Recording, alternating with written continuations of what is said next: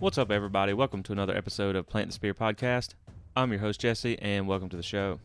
Glad to have you guys join me as we look forward to previewing the NC State Wolfpack, who are currently sitting at number 14, hoping Florida State can turn things around and kind of have a bounce-back week after the loss at Wake Forest. Hopefully that was just, kind of one ugly game that they can put behind them and get things back on track here, get a top 25 win, and kind of get that momentum back on track.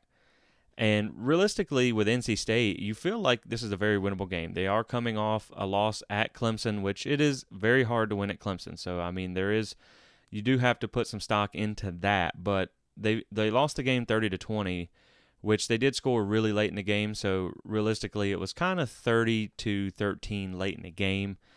And the thing about NC State is and we're going to get into this, but it really is the tale of two different teams.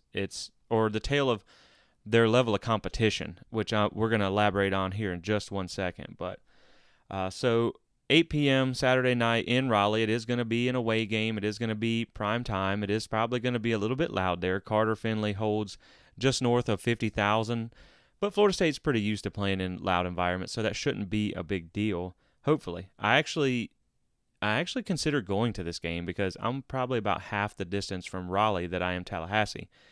And that was one of the reasons when I moved up to the Carolinas. I was like, well, we have a significant amount of road games, and the ACC championship game is here, and that could be an option for me to see them play. But I just remember all the stories about NC State fans and throwing pee bombs and ganging up on pee bombs, and like bottles of pee, and throwing them on Florida State fans, and ganging up on old folks to like cuss them out and things like that. And I'm just really not trying to have to do an instant reaction from the county detention center there in Wake County. So we're going to avoid this one this time. So with that being said, we'll go ahead and we'll get into the game. And realistically, NC State coming into the season, I think they were one of the favorites to win the Atlantic. I did have them. They had some pretty favorable odds to win the Atlantic. Let's just say that. And I did take that a little bit. But they've underperformed this year compared to what we thought they were going to do preseason. And they've lost some pieces and they've not looked impressive. And truthfully, when you look at NC State, they do have a little bit of a history of kind of being a letdown team.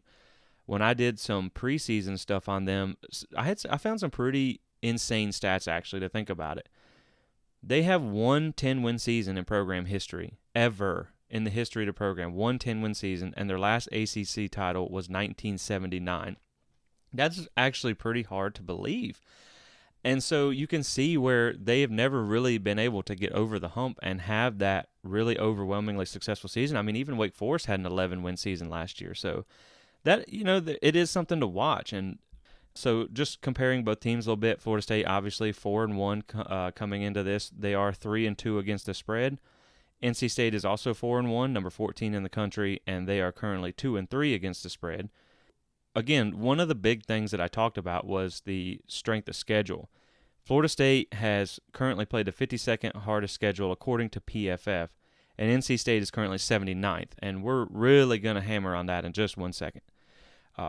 So far, the line's coming out. NC State is a 3.5-point favorite, which, that's about home field advantage, anywhere from 3 to 6 points at times. So realistically, they're saying this is kind of almost a toss-up game. You just get the home field advantage for NC State.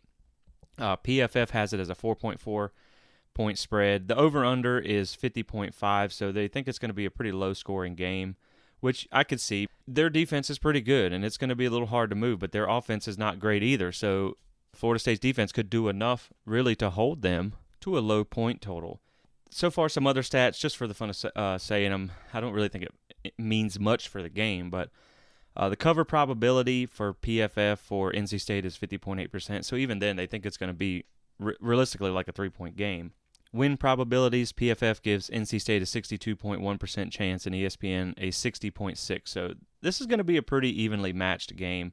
And just looking across the rosters real quick, just kind of some overall stats. When you look at PFF's 70-plus graded players, and 70-plus that's a Power 5 quality starter like we talked about before. And I used a 50-snap minimum because when you don't have a whole lot of snaps, it's easy to run your grade up. So we kind of cut it off as a 50 snap minimum, so you're kind of getting more of your starters here.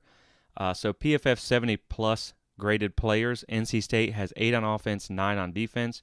FSU has 11 on offense and 9 on defense. Now, granted, that could be a couple of depth players like your receivers and things that maybe aren't frontline starters, but, that's a pretty even matchup there. And I'll tell you, to be honest, before we get into this, when I saw them struggle against Wake, and I saw some things on the offensive line, and the kicker's still not doing good, and of course those are concerns that I have for this game as well, but really the more I get into this game, the more I start looking at NC State, the more I was fully prepared, which I was very torn on this game. This is one of those games I really have no clue. Like, if this was in Tallahassee, I would probably for sure take Florida State.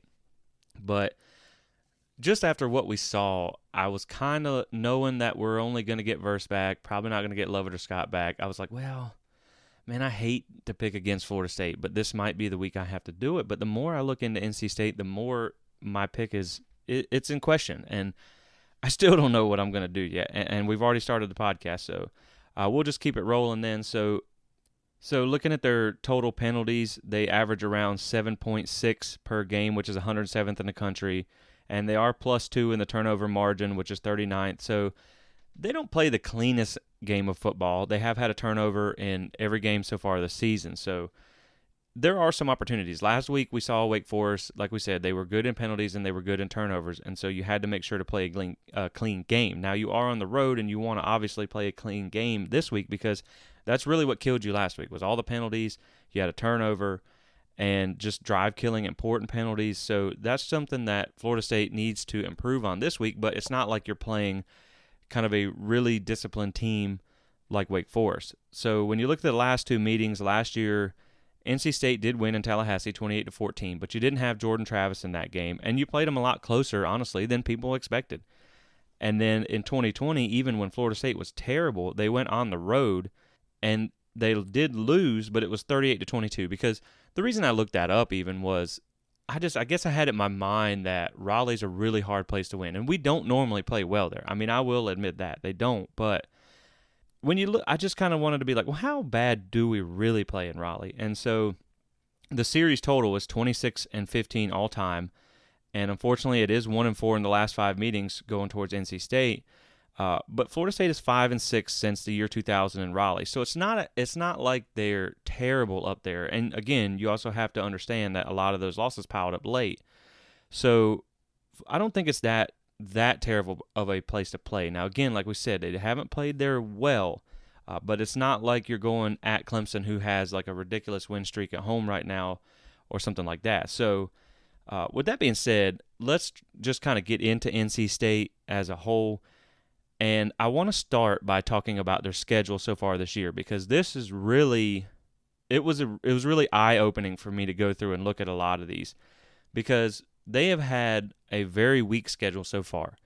And the level of performance they've had versus the 2 Power 5 teams that they played versus the other teams is pretty stark contrast. And that's what I want to talk about, because okay, so they're number 14. Okay, they're 4-1. I get it. All that stuff looks good. Their only loss is to Clemson. But who have they beat? And that's, to me, is something that really has to be looked at when you talk about NC State. So, first game of the season, we know they played Eastern Carolina. That's where it came down late. Eastern Carolina should have won that game about 4 different times. But NC State still won by 1 point, 21-20. ECU is currently 3-2 on the season. So, NC State in that game put up 344 total yards, 211 passing, 133 rushing. So that was a pretty good showing. And then NC State gave up 383 total yards, 267 passing, and 116 rushing. So Eastern Carolina actually outgained them in that game. And NC State had 8 penalties and 2 turnovers in that game, which is what I'm talking about. They don't play the cleanest football. NC State in that game had 14 pressures, 0 sacks. And that was another thing that you'll see as we go through this, is I had in my mind that like their defense was just going to, Jordan Travis is going to be on the ground most of the day. And realistically, they do get a fair amount of pressures, but they don't have a ton of sacks. And when you look at some of the other teams, which I'll elaborate on in a second, and how the other teams were able to pressure them too, it's really not as impressive as you might think. So just to wrap up ECU, so they get outgained by ECU in that game, a game they kind of lucked out to win, but hey, a win is a win. NC State in that game had 14 pressures, 0 sacks. ECU had 7 pressures and 1 sack in that game. So they didn't get a whole lot of pressure on Leary, but they did get a sack on him.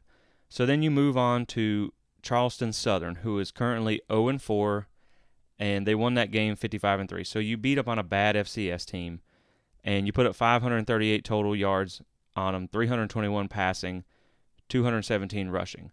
So you're padding your stats a little bit there. Now, of course, we had that game too against Duquesne. And then you hold them to 150 total yards, 114 passing, 36 rush. So the thing is, like, their defensive numbers look good, and it makes you lead to believe they have a good defense, and they do. But you also have to look at who they've played so far. So you have one bad FCS team, one group of 5 team, and then you have UConn, who has one of the worst offenses in the country. So in that game against Charleston Southern, NC State has 7 penalties, 1 turnover. They did get 23 pressures in that game, and 1 sack. So, again, they're getting some pressure there. And Charleston Southern only got 9 pressures and no sacks on them. But you don't really expect much from them in that game. So now you move to your first Power 5 opponent in Texas Tech. And they did win that game 27-14, but I think there's a little bit of context to be given to that game. Now, Texas Tech is 3-2 and went on to beat Texas, which kind of, you went, okay, well, maybe that was a better win than you thought. So in that game, NC State only put up 270 total yards, 159 passing, and 111 rushing. And then they allowed 353 yards, 299 passing, 54 rushing. So they got outgained again. Penalties in that game, they had 9 penalties, 1 turnover. Now, the thing about this game, the context that I talk about, is Texas Tech had 4 turnovers in that game. They had 7 penalties in that game. They had a ugly pick 6, and they had a muffed punt that gave NC State the ball in the red zone, which they didn't even score on. They ended up kicking a field goal. And NC State also had a double pass for a touchdown, so they had to get one on a trick play. And that's another thing to watch, is Thayer Thomas, he threw for 2 touchdowns in that game, even though 1 was called back. So that is something to watch. But they were able to pressure Texas Tech pretty good. They had 22 pressures and 4 sacks in that game. 1 was on a corner blitz, so it wasn't from their defensive line. And Texas Tech only had 8 pressures and 3 sacks in the game. But here's the thing. So when you look at that, you say, okay, well, they had 22 pressures and 4 sacks against their first Power 5 team. That's doing pretty good. That makes you a little nervous, right? Well, when you go look at Texas Tech, I'm like, well, how good is Texas Tech at protecting their quarterback? Well, so they're 125th in sacks allowed. Murray State, which is a very small FCS program in Kentucky, they had 24 pressures and 2 sacks against Texas Tech. Houston had 38 pressures and 6 sacks against Texas Tech. Texas had 35 pressures and 2 sacks, and Kansas State, my goodness, what a long day for that offensive line and quarterback. 27 pressures and 7 sacks against Kansas State. So again, how impressive is it when you look at the whole picture? If you look at the game, okay, 4 sacks is a lot, but when you got a team like Murray State and Houston and Kansas State is putting as much or more pressure than NC State, you kind of got, like I said, you have to paint the whole picture here. So that's something to look at. And then they played UConn. They won 41-10. UConn is currently 2-4, and I mean they're terrible. So in that game, NC State puts up 492 total yards, and they give up 160. So we know that they have a good defense again, but UConn did run for 121 yards and only threw for 39 passing yards, which is almost unbelievable. It's almost like, is that a triple option team? But it's not. In that game, NC State had 4 penalties and a turnover. They got 12 pressures and 3 sacks on UConn. UConn got 8 pressures and 2 sacks on NC State. So if UConn is getting 2 sacks against them, you would think Florida State with Versback can do something there. And just to comment on the 39 passing yards, UConn's passing offense is utterly abysmal. It is terrible. They averaged 98 yards per game. They only had 172 yards versus Central Connecticut State and 24 passing yards versus Michigan. So, it's cool to say you held someone to 39 passing yards, but, they're the worst passing offense in college football pretty much. How much can you really hang your hat on that, I guess is what I'm trying to say. And so then we know last week they did lose to Clemson 30-20. Clemson is currently 5-0.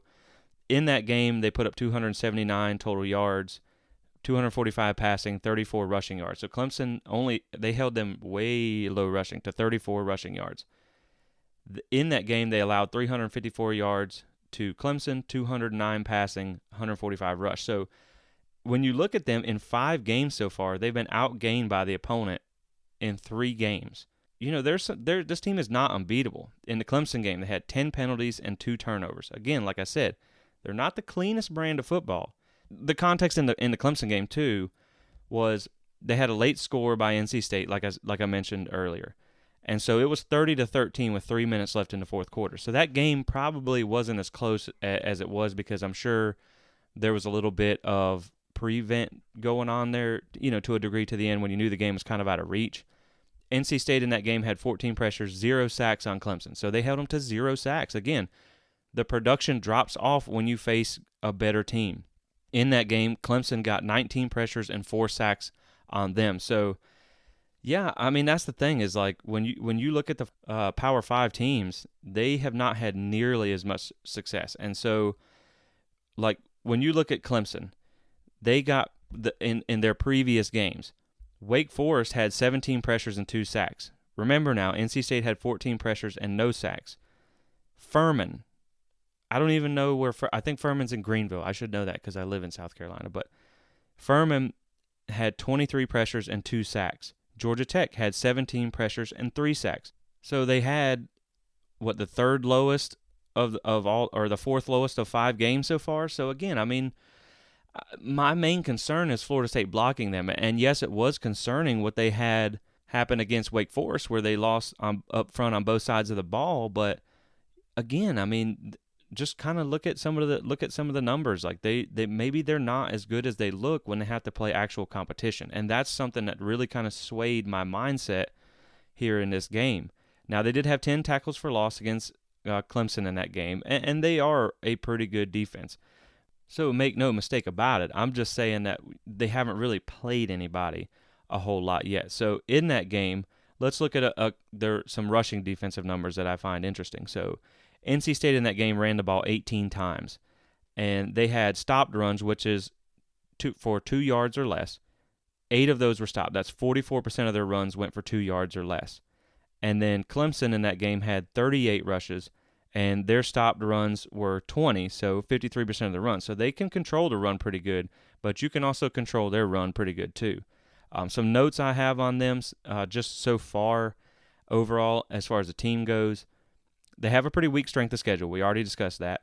And they do have a turnover in every game so far. They've not performed near as well against Power 5 teams, and they've only played 2 of them. They have not put up over 300 yards of offense or 20 offensive points in either of those Power 5 games because, remember, one of them was a pick 6. They have allowed over 350 yards in both of the Power 5 games, too. So, again, you have not put up over 300 yards or 20 offensive points in either game, but you've allowed over 350 yards in both, and one of them you gave up 30 points, and the other one you gave up 14. So, like I said, when you look at the level of competition when it was stepped up, they were not as impressive. And looking at Devin Leary, who is a good quarterback, and I don't want to make it sound like the guy is trash or anything, but he's limited by some of the pieces around him too, and he hasn't had a great season. But he has not thrown for over 250 yards versus a Power 5 team yet, and he only has 1 passing touchdown on the season against a Power 5 team. That's the thing. He has 10 touchdowns this season. He only has 1 against a Power 5 defense. I mean, you got to look at the whole picture, guys. You just have to look at the whole picture. His QBR against Texas Tech was 31.9 and 58.5 against Clemson. So once, it's easy to run the score up. It's easy to run the stats up whenever you're playing Charleston Southern and whenever you're playing UConn, who's probably the worst team in FBS next to UMass. It's not hard. But once you start playing real teams, I mean, look, they played 2 Power 5 teams, and one of them was a game where they got 4 turnovers. They got a muff punt. They had a trick play, and they ended up winning the game by 13 points. The other game where they played Clemson, they didn't catch all those breaks, and they lost by 10. Realistically, if you want to count, I mean, I know the points count, but, they were down 30-13 with 3 minutes left. So, yeah, I mean, it makes me really think about some things. I'll say that as far as my pick goes. And just looking at their defense, which is their strength on this team, We know that. They are 15th in total defense, allowing 280 yards a game. They're 19th in success rate and 9th in total EPA on defense. So they're pretty good there, which, like I told you, they haven't really played a whole lot of people either yet. And so their passing defense is 27th. Their passing success rate is 19th. And their EPA per pass on defense is 6th. The rush defense is 15th. And the total rush defense, that is, rushing success rate is 33rd in the country. And the EPA rush rank is 58th. So they're pretty balanced on defense. They're good against both. They're a little better against the run. And it's going to be hard for Florida State to run the ball on them. I'm not going to lie. Teams have not had a whole lot of success yet. Now, what I did see out of both teams was the quarterback, because Clemson has a little bit more mobility at quarterback in DJ this year. He's dropped some weight, and he's become a better runner. And also, Texas Tech has a mobile quarterback, and both of those guys ran the ball a little bit in that game, and they did find some success running the ball because, you get that extra blocker in there. So it did help, and I'm hoping that Jordan is going to be back at 100%. And hopefully he's going to be able to run the ball a little bit more this week, because I think you're going to need that. Their third down defense is 22nd in the country. It's going to be a challenge. Their red zone defense, they are tied for 126 out of 126 teams. So they are dead last in the country. They have allowed 100% on your scoring drives in the red zone. Now, to be fair, Wake Forest was 131st. They are no longer 131st thanks to being able to hold Florida State. And a lot of that has to do with your kicker, because you can't make field goals, which was another thing that, it really did. It kind of is looming in the back of my mind when I talk about this game and a prediction for this game. And I do think you might see a different kicker this week. I really do, because Mike Norvell knows, as much as he believes in his guys, he has to put his team in the best position to win. So I think you may see a different kicker this week, but not having that in a game that could be close, it could make a big difference. However, on the flip side, if Florida State has to go for it and ends up getting more touchdowns than field goals, that's never a bad thing, because it's hard to win some. If you're going to be moving the ball on this defense, you may not end up in the red zone a lot. So, you need to be able to get points. You need to be able to get 7 points, or at least 8 or 6 or whatever they end up doing. I don't know if they're going to kick PATs this week or not. NC State this season has created 85 pressures. They have 8 sacks. They're averaging 1.4 per game, which is 104th in the country. So, like I said, it was kind of weird to think about how, they have a good defense, they have a good defensive line. I'm worried about blocking them. And they do get a pretty high pressure rate, but when you look at the sacks, and maybe that's because they played a couple mobile quarterbacks, they don't have a lot of sacks. And so if Jordan can escape that pressure, then I think you will be able to move the pocket a little bit, be able to get out to the outside and be able to extend some plays, because they don't get a whole lot of sacks. Their tackles for loss is around 6 per game, which is 56. So they do create a little havoc on you. Like I said, they are a pretty good defense. Some of the things that I noticed when I watched the Clemson game, just some of the notes, they are good at getting pressure. They do like to play downhill, physical, and they do swarm to the ball. So you're gonna have to eat your Wheaties before this game, because it's gonna be a tough one. They did run a lot of zone versus Clemson, because they do run some exotic blitzes. They do like to bring pressure. They run like that kind of 3-3-5 defense, and so they're gonna try to confuse you. They're gonna bring from the secondary. They're gonna bring linebacker. They're gonna bring pressure from everywhere, but you would hope that, as long as you have some good blitz pickup, if you're running a 3-man front, you would think that your defensive or your offensive line could have a little success against that, but they also know you have weaknesses at the tackle. So I expect they're probably going to blitz they're probably going to bring some pressure from the outside fairly often, because they know you have weakness at both sides on tackle. And, we may see, who knows? You may see Armella at some point. You may see somebody else, because right now Darius Washington he's not performing good enough for you. And on the other side of the ball, Turrentine has not looked great recently as well. So you do have some issues there, which is something that I'm worried about in this game. Now, when they run that zone over the top of the pressure that they bring, I did notice a lot of times against both Texas Tech and Clemson, which I didn't bother to watch the non-Power 5 games, but when I watched those 2 games, they lost receivers in that zone. They were able to run crossing routes pretty often to be able to get open, and it did work against that coverage, because they played pretty soft zone. So there are some opportunities there. Clemson's tight end also had some success, because he was just a big dude. And, you have Johnny Wilson, who is 6'7". They do have a player out for the first half of this game, which we'll cover in a little bit. Number 24, he had a targeting in the Clemson game. So, like I said, their defense is good and it is solid, but it is not necessarily I don't know. I mean, I don't know how to say it. Like, it's probably going to be one of the best defenses you're going to face this season, but I mean, it's not an immovable object. It's not something that you can't score on. They have played well against a lot of bad teams, and they have got good rankings for it. But, of course, there is concern because Florida State did not perform that well against a much worse defense last week. And so we'll just quick highlight some of their best players on defense.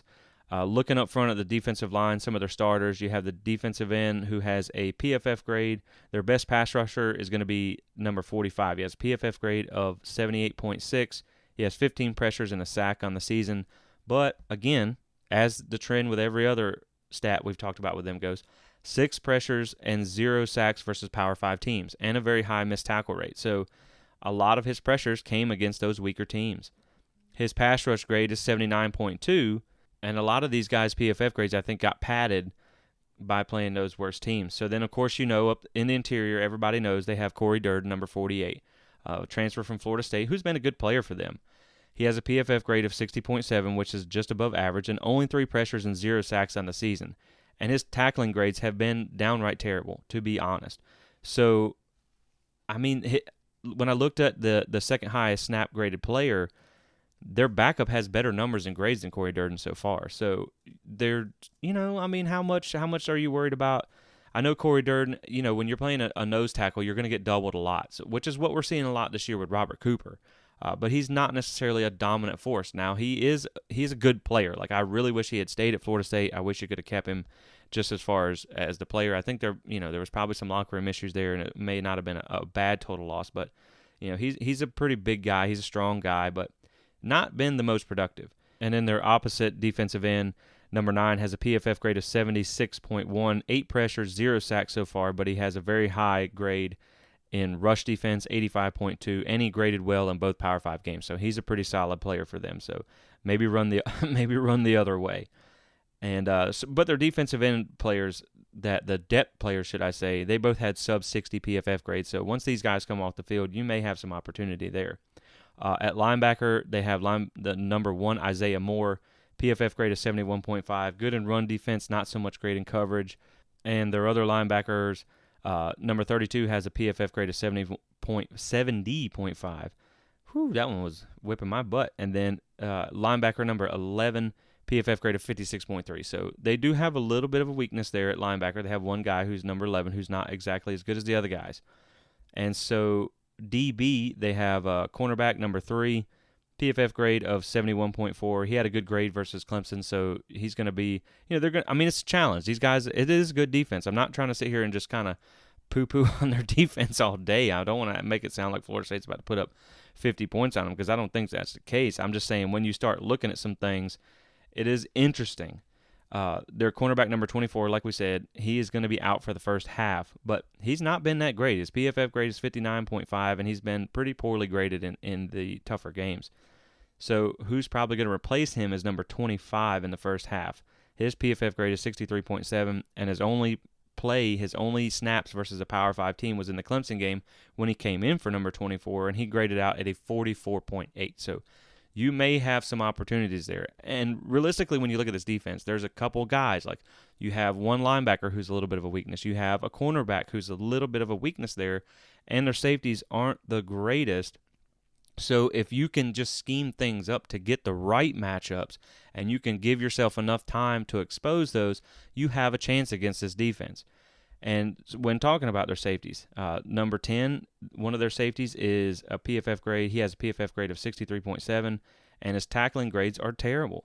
He's only graded out at a 54.5 in coverage.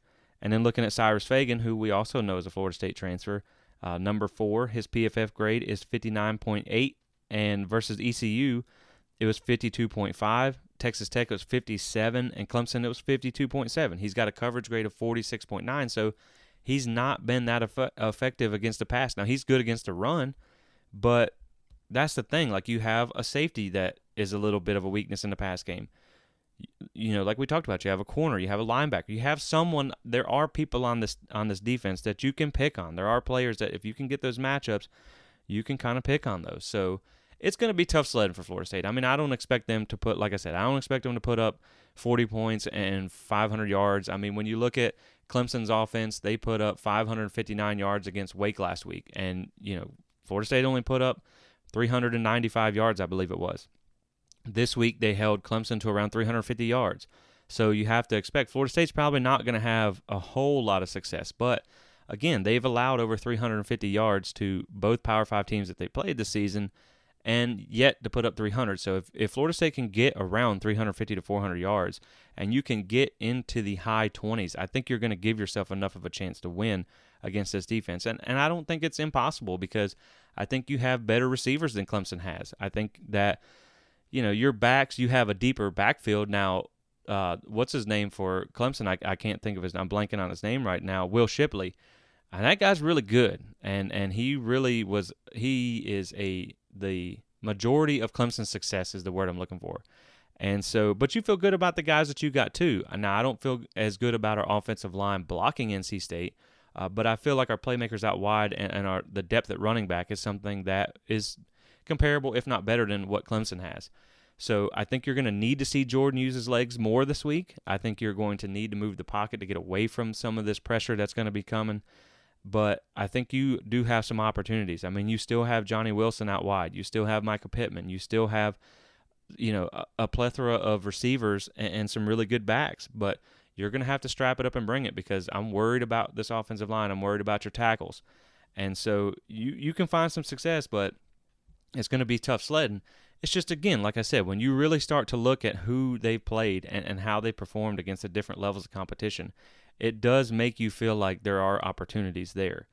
And so then we'll just transition over to the offense real quick because I don't want to run you guys too long. And I really do try not to bore you to death or make your eyes glaze over with stats, but I do find a lot of it is very interesting. It is eye-opening when you look at some of these stats. And so moving over to offense, they average around 77.2 snaps a game. Florida State averages about 73 for reference. So they're pretty average offense. And this is the thing. You're not going to see any more gimmicks. You don't have a really mobile quarterback like you did against LSU and Louisville. You don't have the slow mesh offense like you did against Wake Forest. You can just play your normal defense against a normal offense, which Florida State has been better against. You don't have any gimmicks to worry about, which is nice. As far as pass-run split, they pass about 58.6% of the time and run about 41.4%. As far as their total offense goes, it's currently 82nd in the country at 384.6 yards a game, which, remember, they haven't put up over 300 on a Power 5 team yet. So you see how their stats have been padded by playing those other teams. Their success rate on offense is 39%, which is 89th in the country, and their total offensive EPA rank, which is expected points added, is 80th. So they're pretty lower third in the country, bottom third in offense. Their passing offense is currently 59th in the country. Their success rate on passing is 38%, which is 96th, and their pass EPA rank is 64th. So, again, not really impressive there. Their rush offense is worse than their pass offense. It is currently 95th in the country. Their success rate on run plays is tied for 73rd at 40%, and their rush EPA rank is 97th. So the concern for me here is you obviously see an opportunity against their run game, but you also allowed Boston College to double their season average on you. You allowed Wake Forest to put up 171 yards on the ground. The problem is not that their rush offense is good or not. Now, keep in mind, they haven't played a whole lot of teams that are really good at stopping the run besides Clemson, and they did stop them. They held them to only 34 yards. But Florida State has had some inability to get pressure up front without Fabian Lovett, without Jared Verse full time. The good news for you is you should get Jared Verse back, but you're still susceptible up the middle to the run game, which is what we saw against Wake Forest. Now, if they have Verse back, and I think Amari Gainer's back practicing. Now, I don't know if he's going to be in the game or ready to play. You do have the option then that you could move Dennis Briggs to the inside to give you some help at defensive tackle, and you could even look at maybe bringing in Amari Gainer as a speed rusher at defensive end just because you don't have any depth there.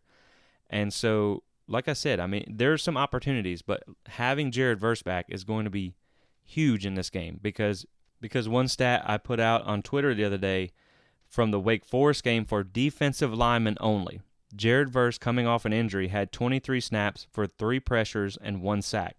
The rest of your defensive line had 333 combined snaps, 8 pressures, 2 sacks. So you can see just how much influence having him back is going to be, and you're going to need him in this game. So you just need to be able to slow this run game down because it seems like everybody's had their season high on you. And, like we said, you're just missing some pieces that are really important. But if you can control them on the ground and make Leary pass you, I feel pretty good because, he's not been great again this year. He has not been great because he's been limited by some of his weapons. He really only has 1 or 2 really, pretty decent receivers. And then he's just not had the greatest season. So we're going to get into it, into the offense a little bit more now. So on their third down offense is 40th in the country. Red zone offense, they score on 83.3% of trips. They're 67th, so pretty good. Their offensive line has not been the greatest so far this season. They've struggled pretty well, and they struggled against Clemson too. And so far this season, they've allowed 9 sacks, and they've allowed 4.6 tackles for loss a game, which is 39th in the country. And so you can pressure him. Like I said, you're going to need Jared Verse in this game because there are opportunities to pressure and get sacks on Leary and just kind of disrupt them. And we'll get into talking about Devin Leary now. So he's 6'1", 215 pounds. He is a little bit shorter, which I did notice in some games he had to kind of roll out. There's some things he couldn't see, and he's had a few batted passes because he has a hard time getting it up over the defense at 6'1". So, if you can coach your defenders to get their hands in the air, you could have some passes get batted down here. He is very experienced. He has almost 1,800 snaps of experience. On the season, he has a 62.8% completion percentage for 1,135 yards, 10 touchdowns, 3 interceptions. Now, keep in mind, like we said, only one of those passing touchdowns has come against a Power 5 team. He has a 72.6% adjusted completion percentage, 3.8% big-time throw rate, which is not very high, 3.6% turnover-worthy play rate, which isn't off the charts, but it is higher than most. I think most usually come in around 2.8 to 3-ish percent there. So he's been pressured 38 times, like we said, with 9 sacks. And they do drop some passes. He has almost a 10% drop rate from his receiver. He's not a big-time running guy. He has 11 rushes on the season, 36 yards, 3 touchdowns, and he has fumbled it twice. He only has 1 rush of 10-plus yards. As far as some grading goes, his PFF grade is 68.9, PFF pass grade is 65.6, and his QBR is currently 52.4, which is 77th in the country. Now, when you talk about pressuring him, he has been kept clean a lot, so he has not been pressured very much, and I think a lot of that goes against the competition, or goes to the competition that they've played, because when you look at his kept clean percentage, it is 79.5%, which is unreal. That is, 80% of the time he has no pressure to face, no pressure to deal with. Now, when he's not pressured, when he's kept clean, he has a completion percentage of 69.2% with 9 touchdowns, 2 picks, and a PFF grade of 74.4. He's only pressured 20.5% of the time.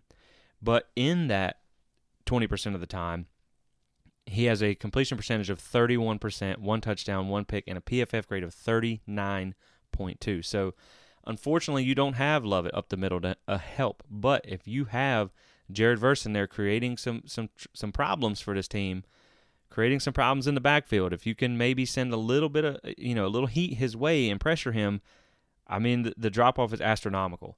And it's not something that he's used to dealing with. Now, again, he is able to escape pressure pretty decent because he's a mobile guy. He just doesn't run it a whole lot. So, and that's the other thing. He has not been blitzed a lot. He's only been blitzed 18.9% of his dropbacks, and which means he's been not blitzed 81.1% of the time. So they don't bring a lot of pressure against him. And to be fair, his blitz and non-blitz numbers are pretty comparable. So when you look at his depth, this is one thing that also stood out to me. This offense is so very short, dink and dunk, very drop-offs, quick reads, screens. Because when you look at their passing depth, 23.3% of their passes come behind the line of scrimmage. Their short passes, which is 0 to 9 yards, is 37.2% of their offense. So you're talking about over 50% of their offense comes at less than 9 yards, which is, it's crazy. I mean, they get the ball, it seems like that they don't really have those guys who can create separation, who are big play receivers on the outside, so they have to do a lot of underneath stuff to kind of get the ball to the guys in space and let them do some work, and they throw it to the running back a lot. They do a lot of screens. So that's the thing, is it's gonna be a lot of short games, so you can keep everything in front of you. You just have to tackle well in space. And so when you look at his short passing, he has a completion percentage of 78.1%, which is good, and he has a PFF grade of 70 there. His mid-range passing, which is only 19.2% of their offense, he has a completion percentage of 51.5 and 11.8% turnover-worthy play rate. So when he throws the ball from 10 to 19 yards, I mean, there's some chances for some interceptions and some knockdown passes there, because he's not very accurate there. And even when you look at his downfield passing, they only run downfield passing, which is 20 yards or more, 15.7% of the time. His completion percentage is 29.6, so it's not the most accurate. However, he does have 4 touchdowns and 0 interceptions on his deep passing, and his PFF grade is down at 59.1. But he has a big-time throw rate of 17.6% on deep passes. So he's good at throwing the deep ball when he can get it to his receivers, but they just don't do it. They don't do it a whole lot, and so I don't really feel like this is a game where you have to worry about getting burnt deep. They're just going to try and get the ball to their guys in space and make you stop them, make you make some tackles in the open field. So the guys to watch at receiver, their number one guy by far is Thayer Thomas, number 5. He lines up in the slot about 97% of the time. He's their most targeted, has their most yards, and the most touchdowns as far as the receiving group goes. He also has the most yak yards, and his PFF grade is 75.4. So he's a good player. Like, he is a good slot receiver. Like I told you, in the Clemson game, he actually threw for 2 touchdowns in that one game. One of them got called back. But so this is a guy that you're going to have to bottle up, and he's going to be tough. I believe he's their punt returner too. And then you also have number 15, Keon Lassane. He's their one of their other leading receivers. He lines up out wide about 92% of the time. And then you have Devin Carter, number 88. He lines out wide a lot too. He's a little bit bigger of a receiver.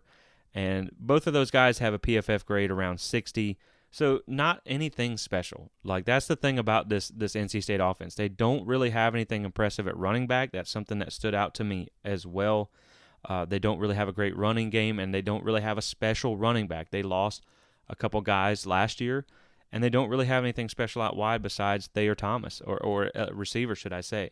Their leading tight end only has 10 targets and 65 yards. So they have not been that great at so far at moving the ball against Power 5 teams, and you can tell. I mean, it's easy to beat up on a Charleston Southern who's 0-4 right now. It's easy to beat up on a UConn, but once they start playing some better teams, you see a little bit of that getting exposed, just not having real big threats on offense. So just doing a quick run over their offensive line, your left tackle there, number 74, has a PFF grade of 55.2, and so there's some opportunities there. But here's the other thing. So, like, when you look at his pass block grade, it was like, okay, and I look for this as in, like, who can we put Jared Verse on that he can just go to work and go eat on all day? Well, he has a pass block grade of 81.6. So I'm like, well, okay, maybe he's not that good at run block. Well, he's not. It's 47.7, but is his grade. But okay, so what about against Power 5 teams? Well, against Texas Tech, his pass block grade was 52, his PFF grade was 52, and versus Clemson it was 44.5 with a pass block grade of 42.1. So once you had to face a real defensive end, kind of like Jared Verse. And the other thing to remember about the Clemson game, too, was they had a lot of people out. They had at least 2 defensive linemen out and some guys on the back end, some really important guys on that defense. So that's something definitely, they were able to have a lot of success against NC State, even down a few guys. So it just makes you feel, it's not like you're comparing your defense to Clemson's 100% healthy defense, who is one of the better defenses in the country. They were kind of a patchwork defense in that game and still had success. So it makes you feel a little better about what you have. And so the theme, and to keep you from boring you with stats, I will say the theme across the offensive line is they are graded out pretty well across the board. But almost every one of them had a lot worse grades against Texas Tech and Clemson, against the two Power 5 teams, almost every single one of them. So the first guy was just an example. So like I said, to keep from boring you with stats, just know their offensive line isn't great, and they have performed not very good against Power 5 competition either. So they do, like I said, their grades got a boost from playing Charleston Southern and teams like that too. So again, like I said, just they're not gonna challenge you a whole lot on offense, but the Florida State defense has to come out to a good start. You can't do Adam Fuller seems to wait until halftime to want to play catch up for some reason with a lot of the better offensive teams, and it's something that you just can't do. You cannot give them a big head start because you're not guaranteeing that you can score on that defense. But again, like I said, you do have some chances against this offense because they have not performed well this season. So just like I said, when you look at the level of competition, you look at the Power 5 teams that they've played, you feel better about your chances now. A lot better than I did in the beginning. So when you look at special teams real quick, we'll just talk about that. They're 98th in kick return. They average 17.8 yards per return, no touchdowns. Kick return defense is 39th in the country. They haven't allowed a touchdown yet. They allow about 18 yards a return. Punt return, they do have one on the season, and they average about 15 yards per return. Like I said, that Thayer Thomas guy, he is their returner, so you are going to have to – your punt return defense has been good, but you're going to need it to be exceptional in this game or he might break one on you. Punt return defense, they have not allowed a touchdown. They'll average about 6 yards per return. They're 71st in net punting. They have blocked one kick and one punt so far this season and not had either of those blocked. And sadly enough, they are 5 of 5 for field goals and 17 of 17 for PATs. So there is one disadvantage there. Maybe you can convince their kicker to enter the portal before the game and switch uniforms before you get started, so before kickoff. So overall, we'll just kind of do a quick summary and then we'll get into a prediction here. You have a team here who's at home, who is 4-1, who has lost to really the only tough team that they've played, which essentially is similar to kind of Florida State in a way, except I feel like the competition Florida State has been much tougher than what NC State has played. I mean, Louisville and Boston College would both beat the brakes off UConn and Charleston Southern. So I think Eastern Carolina probably, they would probably give either one of those teams a run for their money because Eastern Carolina is a good little team, but I mean, they're not really anything overly exceptional. So they just haven't really played anybody yet. And so, like I said, I really do think it is a story of looking at it from two perspectives. You have to look at it from the Power 5 teams that they've played and from everybody else. And when you separate the two, they look a lot more beatable when you look at the Power 5 games. I mean, you had Texas Tech, who played a very sloppy game, and they didn't win that one, but it wasn't like it was a blowout. It was a 13-point game, and it was in Raleigh. It was a night game there, so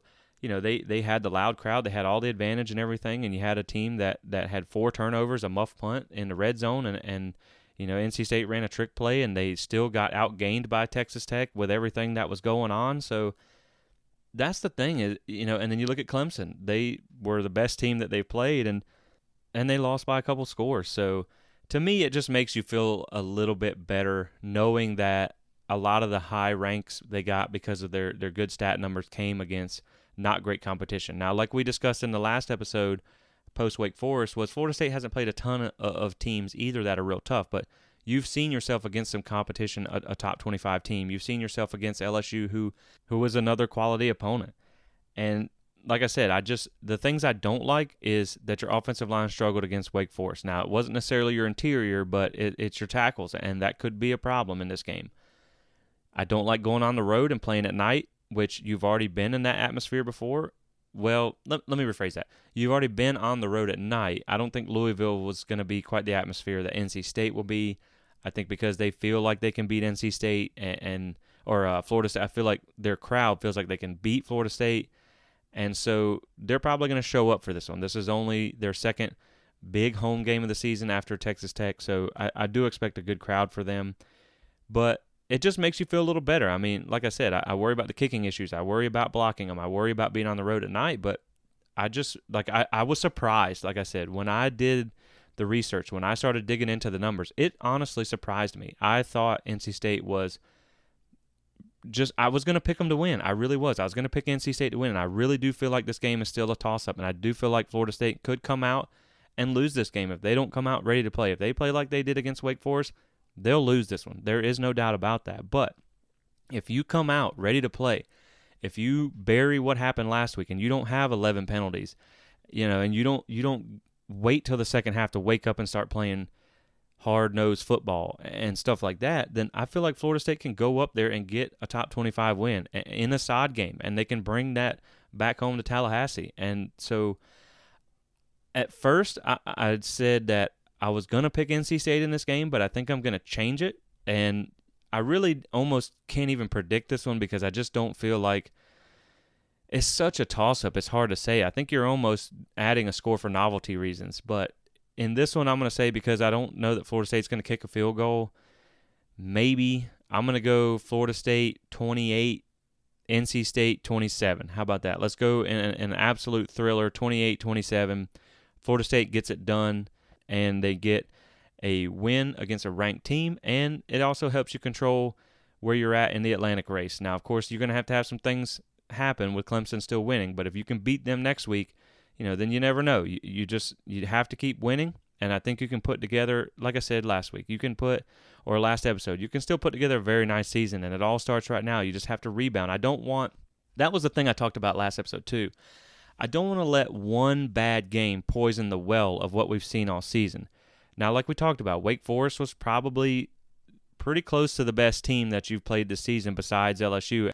I don't want to let one bad game against a good team poison the well of what we saw the first 4 games. And so I still want to believe that team for Florida State is in there. And this, to me, is a more winnable game than any of the 3 that you had in this ranked stretch between Wake and between Clemson and here. So to me, if you can just get this one, you just get that momentum back and you kind of right the ship.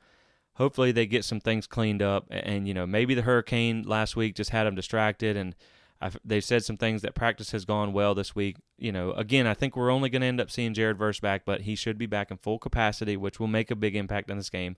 I still don't think you're going to see Lovett, and I still don't think you're going to see Robert Scott. But especially if you see Robert Scott, now that's going to be a big help too. I don't think that's going to be the case, but if it is, you will get a good benefit from that because you've struggled with your play at tackle. So I'm concerned about the offensive line, and I'm concerned about the kicking. But if Florida State can hold their own and just do enough to allow Jordan and the offense to get, say, 28 points, I feel like you feel pretty good about your chances of winning this game. So it's going to be a nail-biter. It's going to be nervous. It's going to be probably another one of those games that you don't know going in what's going to happen, because I could honestly see Florida State winning and losing this game on both fronts. But like I said, just looking at how poorly they performed NC State against Power 5 competition, and knowing that Florida State, to me, is a better team than Texas Tech, and probably, I think Florida State falls somewhere between Texas Tech and Clemson. And so to me, you had them win over Texas Tech by 13 and lose by 10 to Clemson. To me, that puts you pretty darn close in there. Like I said, 28-27-ish. I could see it going either way. So that's really what puts me over the top with Florida State, is just seeing how they performed against Power 5 competition.